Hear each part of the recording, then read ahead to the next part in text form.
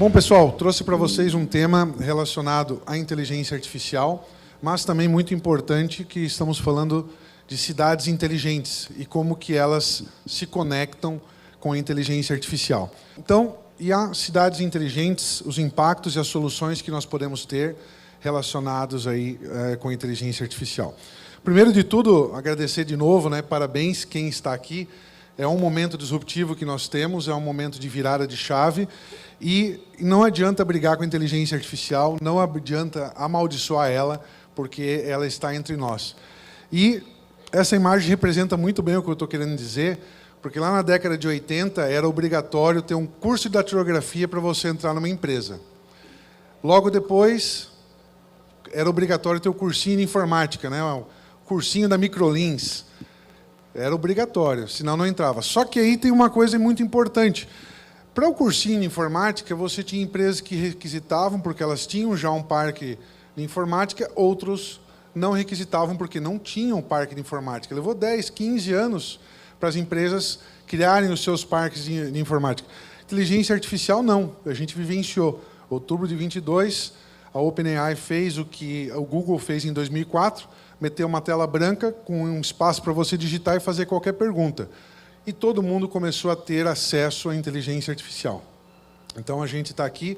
Parabéns, porque vocês já estão fazendo o cursinho, não é da Microlins, mas é o cursinho para vocês já começarem a ter mais conhecimento relacionado à inteligência artificial.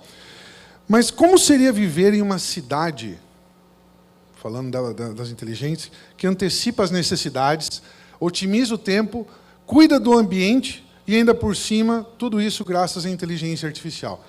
Essa é a grande pergunta que a gente quer tentar responder aqui. E eu começo falando de uma coisa muito importante, que é a inteligência humana. Porque a inteligência humana está extremamente conectada com as cidades inteligentes. E a inteligência humana é um conjunto complexo de capacidades cognitivas, emocionais, sociais, criativas, que nos permite aprender, adaptar, resolver problemas, tomar decisões, manipular, interagir, cooperar. Isso é a inteligência humana. E nós temos todo esse conjunto em torno: percepção, raciocínio, criação, planejamento, juízo, linguagem, memória, que só existe na inteligência humana.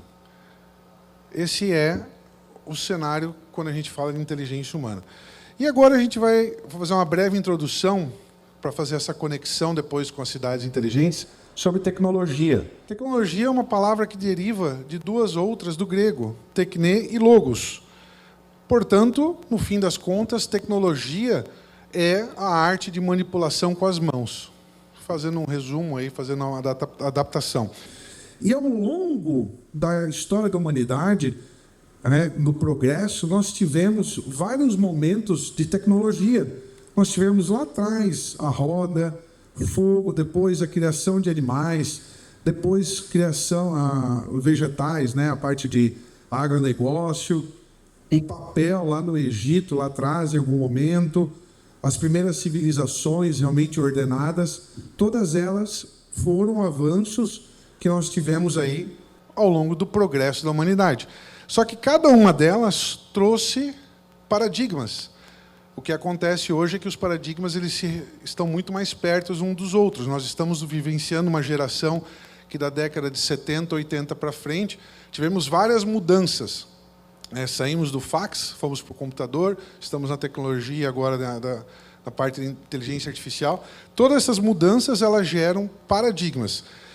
E a pergunta é: a gente tem medo dessas tecnologias? Isso é muito importante para nós, a gente não ter medo delas, porque lá atrás, 1825, já teve um momento que a humanidade teve medo de entrar num trem. O primeiro trem, Rocket, 25 milhas por hora, 40 km por hora. As pessoas não entravam nele porque tinham medo, era muito rápido, e o corpo humano não iria resistir a essa velocidade. Na sequência, Red Flag Law, 1878, Inglaterra, uma lei específica que não deixava o carro andar se não tivesse 3 pessoas. 2 para operar o carro e uma terceira com uma bandeirinha na frente para abrir caminho para o carro passar. Esses eram os medos das tecnologias. Quer ver mais? 1440, Gutenberg trouxe a prensa, né? E aí a escrita e a leitura vão tornar as pessoas preguiçosas e vai afetar a capacidade de memorização delas e o raciocínio. Olha o medo que aconteceu. Esse aqui chega a ser um contrassenso, 1914.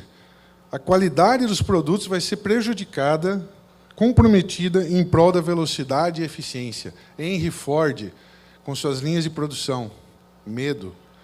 E, por fim, esse aqui, confesso que esse realmente é assustador, até hoje, mas não entre num elevador se não tiver um operador. E as pessoas tinham medo dessa tecnologia porque carregava as pessoas de um lugar para o outro. E, recentemente, a gente teve um exemplo muito claro do que acontece na mudança, para ter a mudança. Ou a gente se adapta, ou a gente vive uma crise para mudar. Recentemente, nós tivemos a pandemia. Antes da pandemia, 98% dos velhinhos do planeta falavam assim: traz meu neto aqui final de semana, eu não vou falar com ele pelo telefone. Não vou fazer uma videochamada. Vem aqui jantar comigo. E aí veio a pandemia e todo mundo teve que se adaptar, inclusive os vozinhos, vozinhas que começaram a fazer videoconferência via WhatsApp, FaceTime, com os seus entes queridos. E o ambiente forçou essa mudança. E a gente está agora também tendo que olhar para não esperar que o ambiente nos force, a gente, antes disso, já faça essa conexão. E falando em inteligência artificial, essa frase que ela é muito poderosa. A gente tem que esquecer tudo o que a gente viu até hoje, quando fala de inteligência artificial. Porque ela é capaz de revolucionar a maneira como nós pensamos, criamos, solucionamos problemas. A gente vai ver vários exemplos hoje, durante o dia, e alguns eu vou trazer aqui para vocês. Essa imagem que vocês estão vendo de fundo aí, na parte de cima, ela tirou primeiro lugar na Feira de Artes do Colorado. Primeiro, em novembro de 2022. E aí, quando terminou, esse artista, o Jason Allen, ele levantou a mão e falou assim: gente, preciso confessar uma coisa para vocês. Fui eu que fiz essa imagem, mas eu usei um recurso, que foi o Midjourney. E esse foi um dos primeiros furores que aconteceu aí no meio artístico, porque o cara tirou o primeiro lugar usando inteligência artificial para fazer uma imagem que todo mundo falou assim: pô, isso aí foi o cara. Muito bom, todo mundo aplaudiu, deu o primeiro lugar, e depois falou assim: não, mas pensando bem, se foi uma inteligência artificial, mas é uma ferramenta, não é um pincel, mas é uma ferramenta, por que eu não posso usar? Em vez de usar o CorelDRAW, por que eu não posso usar aqui? E aí começou já, tem outros movimentos, né, na parte artística também, mas aqui é um exemplo claro dessa mudança que a gente está vivenciando. Alan Turing, o pai da inteligência artificial, o cara que lá em 1950 já estava ajudando a acabar com a Segunda Guerra Mundial. E a inteligência artificial, como eu falei até no começo, né, são sistemas que fazem aquilo que os humanos fazem, são tarefas típicas. Porém, eles fazem continuamente com aprendizado de máquina, deep learning, linguagem natural, visão computacional, eles estão aprendendo o tempo todo. Né? Essa é uma diferença que tem em relação à inteligência humana. Esse aqui é uma foto do filme que se chama O Jogo da Imitação. Essa aí foi a primeira máquina considerada como uma máquina da inteligência que usou inteligência artificial para acabar desvendar o segredo nazista, que era a criptografia que eles usavam continuamente para passar os códigos relacionados à guerra, e não conseguia porque a cada 24 horas eles mudavam a criptografia. E essa máquina aí foi a que conseguiu ajudar a decifrar essa criptografia em menos de 24 horas para entender quais eram os planos dos nazistas e ajudar a acabar a guerra. Fantástico esse filme, quem puder assistir. E aqui a gente tem um cenário, né, a Revolução Agrícola lá atrás, depois tivemos a Industrial. A Industrial teve várias fases. A Revolução Digital, ali na década de 70, 80. E, por fim, o que nós estamos vivenciando agora, que é a revolução da inteligência artificial. Eu ouso dizer que, em alguns anos, a gente vai ver escrito nos livros de história que realmente foi agora, em outubro de 22, a revolução da inteligência artificial. Já existia antes, né, Alan Turing lá atrás, Temos vários palestrantes aqui que já vivenciam nos últimos 10, 15, 20 anos a inteligência artificial, mas a grande virada, assim como o exemplo que eu dei na abertura, o Google, com a faixinha ali 2004, né? Pesquise aqui, em outubro de 22, faça a sua pergunta aqui, o que você quiser saber, construir, foi naquele momento. E a IA está, de fato, em tudo. Se a gente olhar, aqui qualquer um está usando IA. Isso é um fato. Você pega o seu telefone, você fala OK Google, é uma IA que está por trás. Você chega em casa, dá bom dia ali para a Alexa, é uma IA. Você fala com a Siri, é uma IA que está por trás. Você pega o navegador do Google Maps, é uma IA. Então a gente vivencia isso, só que a gente não vê. E onde mais ela está? Na medicina, nas indústrias, indústria 4.0. A indústria 4.0 ela vem com a IA embarcada. Só que não era muito falado, não era muito utilizado, não era a generativa que o pessoal estava utilizando, talvez em grandes momentos, mas agora está muito forte, e aí está mais fácil de a gente enxergar. Aqui eu trouxe alguns exemplos de IAs. Então, do começo ali, a Reactive Machines, por exemplo, né, nós temos o Tesla ali fora, já faz 6, 7 anos que o Tesla está andando aí no meio da gente, e ela usa uma IA, que é a Reactive Machines. Limited Memory, para previsão do tempo. Theory of Minds, para os chatbots. Não aqueles que você tem que ficar fazendo um caminho lá eterno, mas realmente que conversam com você. Reinforcement Learning, Narrow AI. Essa aqui é fantástica, todo mundo usa. A Amazon, você entrou lá e apareceu lá, você quer comprar tal produto porque eu vi que você comprou esse aqui? É uma IA. Amazon, Mercado Livre, Americanas.com, Magazine Luiza, todos eles usam esse tipo de IA. Supervised Learning, um Supervised Learning é a que o Inter, o Nubank usa. 4 horas da manhã você vai lá e compra um PlayStation. Você recebe um WhatsApp falando assim, você acabou de fazer uma compra, foi você mesmo? É uma IA, não é uma pessoa que está lá tentando entender o caminho que você está fazendo de compra em um horário aleatório. E, por fim, e eu deixei propositalmente por fim, a GPT, Generative Pre-Trained Transformer, que é a IA que todo mundo conhece, ChatGPT. Só que aí virou que nem Bombril, todo mundo fala ChatGPT, aí a Google teve que falar Gemini, a Microsoft falou Copilot, eles nem falam GPT, mas todas elas são generativas. Elas criam conteúdo como sua principal fonte de saída, baseado num conhecimento que ela tem. E aqui são alguns exemplos, esses aqui fui eu que fiz. Eu não contratei ninguém. Eu fui lá e falei, eu quero uma foto do Einstein tirando uma selfie depois que ele fez uma palestra, e aí ela me gerou essa saída. Jesus, com seus apóstolos, tirando uma selfie, depois da Santa Ceia, a Rainha Elizabeth com os seus súditos, outra do Jesus tirando foto, que ele gostava. Antes, impossíveis. Por quê? Eu poderia ter uma imagem dessas antes, só que eu tinha que contratar um designer, ele ia falar para mim assim, vou te cobrar 3 mil para fazer essa imagem. Vai levar 2 semanas, e se eu não gostasse, eu ia ter que falar para ele assim, pô, não gostei, ele ia falar, tá, eu vou fazer mais uma para ti, mas eu não vou ficar... É esse o valor que eu acordei contigo. E pronto, acabou.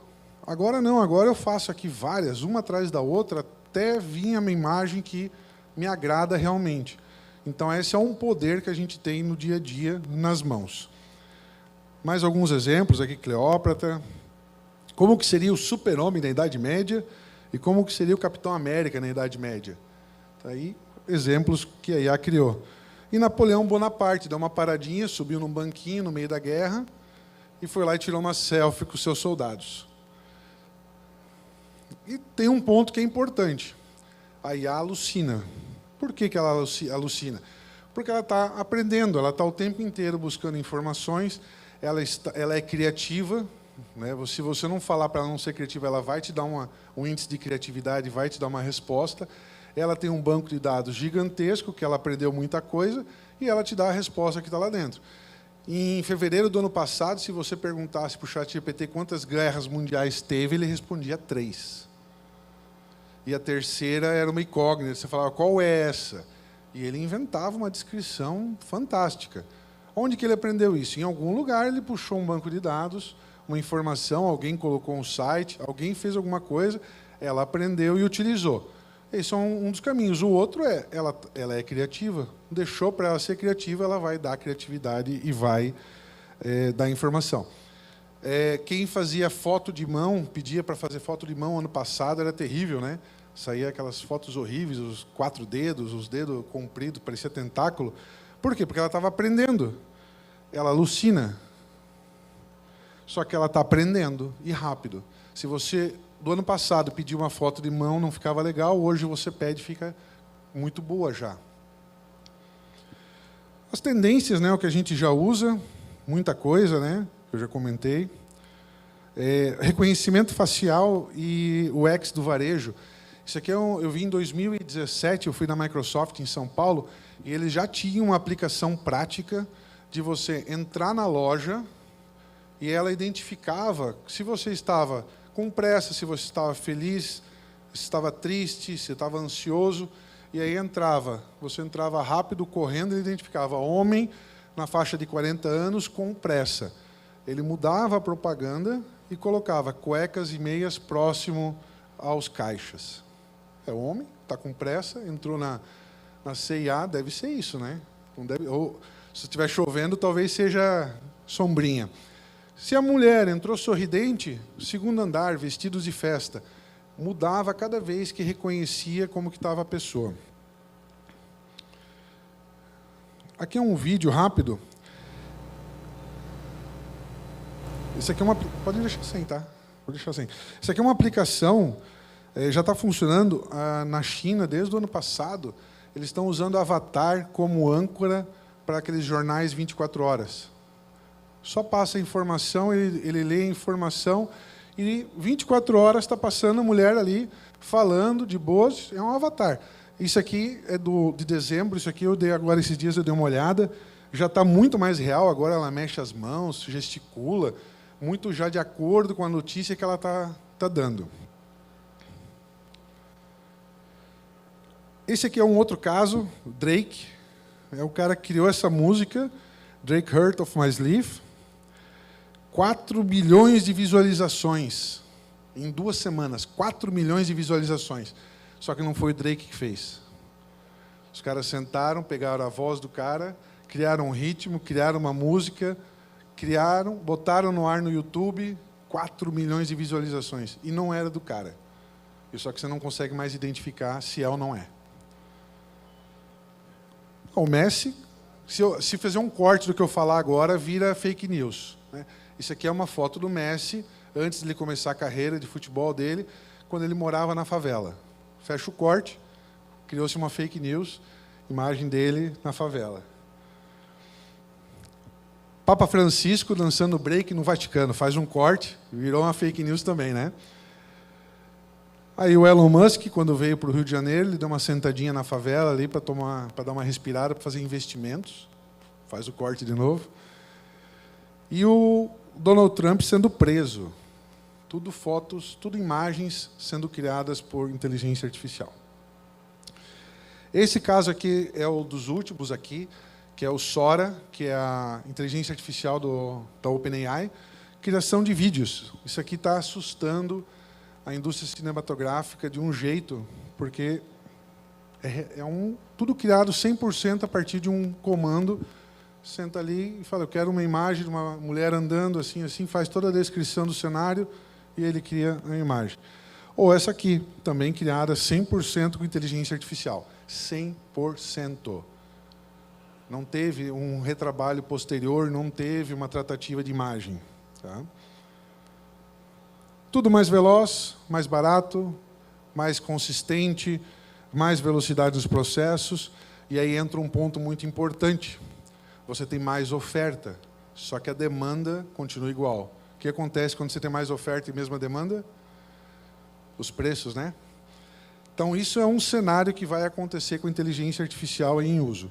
E aí o que acontece? Some um monte de coisa, tudo que é difícil, sujo, maçante, perigoso, repetitivo, a IA entra para fazer. Aquele robozinho que vocês estão vendo, é utilizado, inclusive, na guerra para reconhecimento, lugar que tem minas, uma metralhadora acoplada em cima.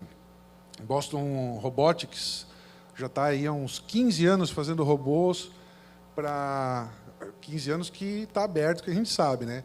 Tem uns 15 anos que ela coloca vídeo no ar de robôs para utilização militar. O que fica? Criatividade, solução de problemas, empatia, liderança, características do ser humano. Isso aí fica para nós, a IA não leva. Isso aqui foi uma pesquisa que eu fiz numa palestra que eu dei há um tempo atrás, e aí eu perguntei o quanto que as pessoas estão usando a IA no dia a dia. E aqui foi focado no chat GPT generativo para ser fácil, né? E aí as pessoas, tinha umas 200 pessoas, nota de 0 a 10, 3,7. Mas, o quanto pretendia utilizar nos próximos 12 meses? Já passou para 6,6. E nos 24, 8,2. Ou seja, isso é bacana para nós, porque mostra que as pessoas estão, assim como vocês aqui, olhando, correndo atrás, para entender como que funciona, para aplicar no dia a dia, porque é uma preocupação realmente legítima, né? E o óbvio, né? Porque adotar a inteligência artificial, quem nunca leu esse livro, né? Oceano Azul, é importante, é o Oceano Azul. Realmente a gente está agora no momento que quem embarcar primeiro vai ter essa vantagem de entender melhor, entender antes e conseguir aplicar nos seus negócios ou no seu dia a dia. Muito do que a gente fez nesse Summit, isso aqui é bacana também, 95% da organização do Summit a gente fez usando inteligência artificial. Tá? E a gente só conseguiu fazer nessa velocidade que a gente fez por causa da ajuda dela. Bom, nós temos um ponto importante que a gente precisa entender para voltar para cidades inteligentes, a quádrupla hélice do ecossistema de inovação, onde de um lado nós temos empresas, do outro temos a sociedade, que tem que participar, tanto na adoção quanto na adaptação daquilo que está vindo de inovação. E inteligência artificial, que a gente está falando, é inovação. Temos as universidades, que são responsáveis aí pela parte de pesquisa e desenvolvimento, pela formação de talentos, que posteriormente vão ser utilizados no mercado de trabalho, e o governo, com regulação, políticas públicas, infraestrutura, investimento. Temos aí o Matheus Cadorinha acabou de falar de como que a IA é aplicada no dia a dia e a regulação dela. E aqui a gente tem todo esse ecossistema que é extremamente importante para o próximo slide que eu vou mostrar para vocês, que é na parte das cidades inteligentes, porque a gente precisa das pessoas, a gente precisa da inovação, precisa da adoção, precisa da regulação, precisa da sociedade, precisa do governo. Então, cidades inteligentes são o quê? São as smart cities, que elas se referem a áreas urbanas que utilizam dispositivos, dos mais variados, sensores para coletar dados, gerenciar ativos, recursos e serviços de forma eficiente. Então, lembra que eu falei lá no começo, tudo aqueles gadgets, né? A gente tem isso aí, e o Murilo Silva, na próxima palestra, vai falar sobre IoT, que é a continuação aqui do que a gente precisa para a cidade inteligente. E a tecnologia que a gente precisa para se comunicar, ela é muito importante, porque a cidade inteligente a gente precisa ter muitos dados para conseguir colocar tudo dentro de um Big Data e a IA poder analisar. E a qualidade, o desempenho, a interatividade, para, no fim das contas, eu conseguir reduzir custos relacionados à formação dessa cidade. E o que elas têm ainda, né? Economia de recursos, coleta de dados em tempo real, serviços urbanos otimizados, cidadão e governo conectado. A gente tem essa necessidade. Eu não vou ter inovação se eu não vou ter adoção. E a adoção é feita pelas pessoas. Mas quem regula é o governo. Então, eu preciso ter cidadão e governo conectado. Se eu não tiver, eu não consigo fazer uma cidade inteligente. E aí nós temos esses itens aqui que eu vou mostrar, que é a composição de toda a cidade inteligente, a participação cidadã para as decisões, a melhoria dos serviços públicos, que eles podem ser beneficiados e muito. Ano passado eu estive em Londres, numa missão empresarial, e a gente vivenciou isso. Os dados que são coletados diariamente, por exemplo, de transporte público, de tráfego, isso aí a prefeitura tem disponível, né? Os data lakes. Londres liberou para pessoas físicas, para startups utilizarem. E elas começaram a otimizar, dar sugestões de otimização de trânsito. Você atravessa Londres de um lado a outro em meia hora. Uma cidade enorme, do tamanho de São Paulo. Você atravessa de um lado a outro em meia hora. A economia digital, a conectividade para desenvolvimento de infraestrutura, toda a parte de gestão sustentável, aí estamos falando de recursos hídricos, energia elétrica, toda essa gestão. A parte de segurança e resiliência, e aqui é importante, a segurança não é só a segurança pública do cidadão relacionada a uma polícia. Aqui nós estamos falando de segurança, inclusive, na parte de segurança a desastres, para evitar desastres. E a integração tecnológica, que eu havia comentado, internet das coisas, big data, inteligência artificial, fazendo a conexão e fechando esse ciclo da cidade inteligente. Temos já várias aplicações. Aqui é um mapa que eu trouxe para vocês das cidades que já foram pesquisadas, né? Foram mais de 100 cidades, inclusive do Brasil. Tem 2 cidades do Brasil que participaram dessa pesquisa. 72% das cidades estão já explorando ativamente a inteligência artificial e aplicação dentro da cidade para melhorar todos esses aspectos, para, no fim das contas, a gente ter uma cidade mais próspera e estudando mais de 100 possibilidades. 34% focado em tráfego e transporte. É a principal aplicação hoje da inteligência artificial dentro das cidades inteligentes. Temos infraestrutura, segurança pública, que são outros cenários também que são abrangidos aí nessa resposta desse pessoal. Então, vamos lá, energia. O que a gente consegue fazer com a internet, nas cidades inteligentes, com a inteligência artificial? Otimizar sistemas elétricos, transição para energias renováveis, previsões precisas de oferta, quando a gente fala de demanda energética, auxiliar sistemas de gestão elétricos, novas instalações. A parte de mobilidade, Joinville já usa um sistema para fazer toda a parte de movimentação, de mudança do tráfego, mas agora, se a gente vai para a internet das coisas, vai para a inteligência artificial, vai para os data lakes, a gente consegue aproveitar ainda mais. Demanda e modelagem de infraestrutura, otimização de rotas, parte de segurança pública, prevenção de eventos climáticos extremos, gestão de desastres, riscos de inundação, são tudo cenários que a gente consegue melhorar nas cidades inteligentes. Gestão de águas e resíduos, acesso à água potável, desenvolvimento sustentável. E a saúde pública, monitoramento eficiente de pacientes, mas, olha só que legal, suporte eficiente a quem trabalha lá. Porque, de um lado, você tem o paciente, mas os profissionais da área de saúde também são importantes. E a gente vivenciou agora na pandemia. Por um lado, todo mundo estava correndo para o hospital, do outro, esquecido, estavam os profissionais de saúde. E nas cidades inteligentes, a gente consegue melhorar isso utilizando inteligência artificial. Planejamento urbano, que eu já havia comentado, né, os dados de censo, sensoriamento remoto, e a governança pública, desde a melhoria da eficiência, automatização de tarefas demoradas, utilizando inteligência artificial. E aqui mais alguns exemplos, do lado esquerdo, todo o monitoramento de trânsito, inclusive pedestres e bicicletas, usando inteligência artificial. Você consegue contar eficientemente para tomar decisões posteriormente com esses dados. E aqui um exemplo bacana, uma cafeteria, a aplicação para entender como que é o fluxo dentro da cafeteria, as pessoas, como que elas se movimentam, o tempo que elas ficam, inclusive os atendentes. Qual é o atendente mais eficiente, qual é o menos, para você ir lá depois e fazer um treinamento e essa pessoa também ser mais eficiente. E embaixo, segurança em construções, isso é uma aplicação muito bacana também. Você consegue identificar o cara que está usando EPI e o cara que não está usando. Aí você consegue fazer uma intervenção antes que aconteça um acidente. E aqui, quase finalizando, eu comentei no começo sobre a inteligência humana. De um lado, a gente tem toda a parte de percepção, raciocínio, juízo, linguagem, planejamento, a expressão de emoções, a empatia, são tudo características da inteligência humana, que eu comentei lá no começo.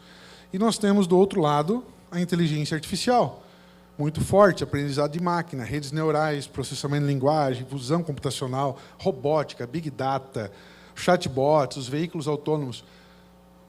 E onde que elas se conectam? No enfoque cognitivo, na colaboração profunda entre os dois lados, o desenvolvimento e aprimoramento mútuo e a flexibilidade e adaptabilidade. Lá em fevereiro, quando eu fiz o meu TEDx, eu já coloquei essa palavra ali em cima, e eu vou repetir aqui para vocês, é o ISHA, Inteligência Cognitiva Humana Artificial. Essa é uma expressão que eu cunhei, mas que ela mostra exatamente isso aqui. A junção dos dois lados, de um lado humano, do outro lado inteligência artificial, e no meio o que é importante, que a gente precisa, não pode esquecer em nenhum momento para que dê certo uma cidade inteligente. Então, criação de ambientes eficientes, sustentáveis, evitar congestionamentos, economia de energia, participação cidadã, sinergia entre a inteligência humana e a inteligência artificial. O que eu faço com tudo isso? Essa é a grande pergunta. Nós temos aí, né, cidades inteligentes, elas começam com humanos. Esse é o primeiro ponto extremamente importante. Não adianta falar assim, vamos fazer agora um baita do investimento em IoT, colocar tudo dentro, que não vai funcionar. Primeiro, lembra lá atrás que eu falei da quádrupla hélice? Tem que ter as pessoas, porque elas têm que adotar aquilo ali. Se elas não adotarem, não vai funcionar. E, obviamente, um plano de ação robusto. Aqui eu trouxe um exemplo de 7 macropontos para a implantação numa cidade inteligente, que pode ser utilizado para você colocar na sua cidade. Então, a inovação impulsionada pela inteligência artificial e pela inteligência humana, ISHA, estão transformando as cidades, trazendo desafios, oportunidades. Estejamos atualizados para que não percamos tempo nessa jornada. E, por fim, que não pode nunca esquecer, abrace a inteligência artificial, mas decida como um humano. Essa é a minha palestra, pessoal. Muito obrigado.